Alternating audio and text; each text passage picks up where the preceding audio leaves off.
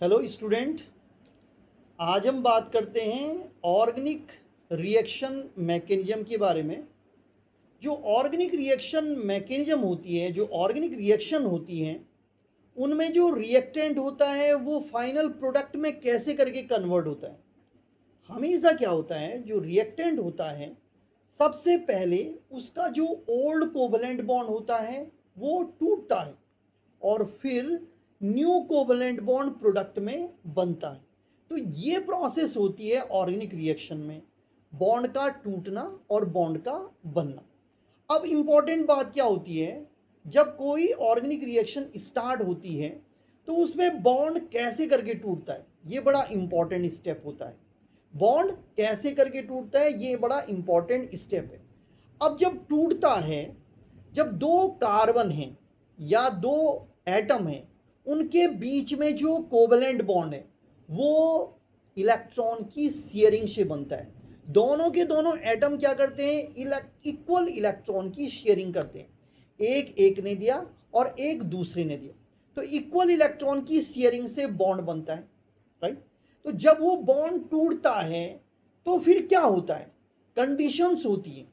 अगर दोनों के दोनों एटम एग्जैक्टली सेम इलेक्ट्रोनेगेटिविटी वाले हैं, राइट, तो फिर क्या होता है, जब बॉन्ड टूटेगा तो दोनों के दोनों अपना अपना इलेक्ट्रॉन लेकर के निकल जाएंगे। जैसे क्या होता है, दो दोस्त होते हैं, उनके बीच में जब दोस्ती होती है तो इक्वल शेयरिंग, कोई भी चीज़ उनके बीच में क्या होता है, इक्वल शेयरिंग होती है। मे बी एक फिजिक्स की बुक देता है, दूसरा केमिस्ट्री की बुक देता है, दोनों के बीच में इक्वल शेयरिंग की दोस्ती होती है। लेकिन जब दोस्ती टूटती है तो अगर वो दोनों के दोनों बराबर एनर्जी वाले हैं, दोनों के दोनों बराबर ताकत वाले हैं, तो जब बॉन्ड टूटेगा, जब दोस्ती टूटेगी तो दोनों के दोनों अपनी अपनी बुक को लेकर के निकल जाएंगे। दोस्ती खत्म, अपनी अपनी बुक लेकर के निकल गए। तो ये जो बॉन्ड ब्रेकिंग प्रोसेस होती है उसे कहते हैं होमोलिटिक क्लीवेज।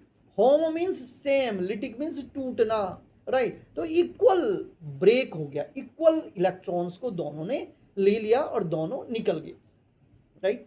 और इस तरह से जो इंटरमीडिएट बनता है उस इंटरमीडिएट को हम क्या कहते हैं, फ्री रेडिकल कहते हैं। क्या कहते हैं, उसका नाम हम फ्री रेडिकल कहते हैं। जबकि अगर दोनों की इलेक्ट्रोनेगेटिविटी में डिफरेंस होता है, दोनों में मतलब कहने का अर्थ दो दोस्त जो हैं उनमें एक ज़्यादा ताकतवर है और दूसरा कम ताकतवर है, तो होगा क्या, जब दोस्ती टूटेगी, जब बॉन्ड टूटेगा तो जो ज़्यादा ताकतवर होगा, जो ज़्यादा स्ट्रॉन्ग होगा, वो दोस्ती के टाइम पे तो बहुत अच्छी तरह से रहेगा, बराबर है, हम एक जैसे हैं। लेकिन जैसे टूटने की बारी आएगी तो वो फिर क्या करेगा, दूसरे को नुकसान करेगा, दोनों के दोनों इलेक्ट्रॉन्स को लेकर के चले जाएगा। ये केमिकल कंपाउंड्स में भी होता है, नॉर्मल जीवन में भी ऐसा ही होता है और केमिकल कंपाउंड में भी ऐसा ही होता है कि जो ज़्यादा ताकतवर होता है वो दोनों के दोनों इलेक्ट्रॉनों को लेकर के निकलता है। जिसके पास दोनों इलेक्ट्रॉन जाते हैं उस पर नेगेटिव चार्ज आता है और उसे केमिस्ट्री में कहा जाता है, इंटरमीडिएट को, कार्बेनाइन। जबकि दूसरा जिसके पास इलेक्ट्रॉन की डिफिशियंसी होती है, जिसके पास इलेक्ट्रॉन की कमी होती है, उसे कहते हैं कार्बोकैटायन।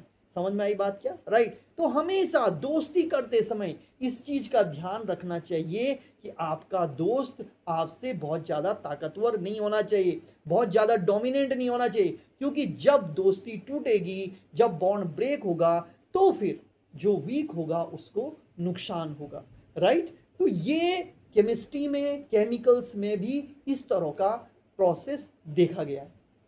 तो इस तरह से तीन टाइप्स के इंटरमीडिएट बनते हैं, एक फ्री रेडिकल, एक कार्बोकैटायन और एक कार्बेनाइन। दूसरी एक इंपॉर्टेंट चीज मैं और आपको बताऊं, वो हेट्रोलिटिक हो गया जिसमें कार्बोकैटायन कार्बेनाइन बनाया, और जो होमोलिटिक हो गया उसमें फ्री रेडिकल होता है। जो होमोलिटिक प्रोसेस होती है, इक्वल इलेक्ट्रॉन जब टूट, तो अच्छी दोस्ती है, दोनों बराबर एनर्जी वाले हैं, इक्वल फ्रेंड्स हैं, राइट, तो वो टूटेंगे भी नहीं, इजिली नहीं टूटेंगे वो।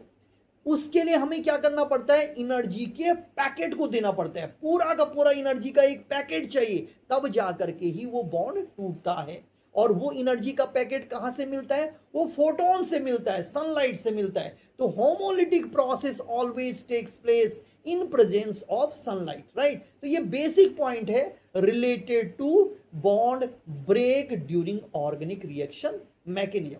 Thank you students.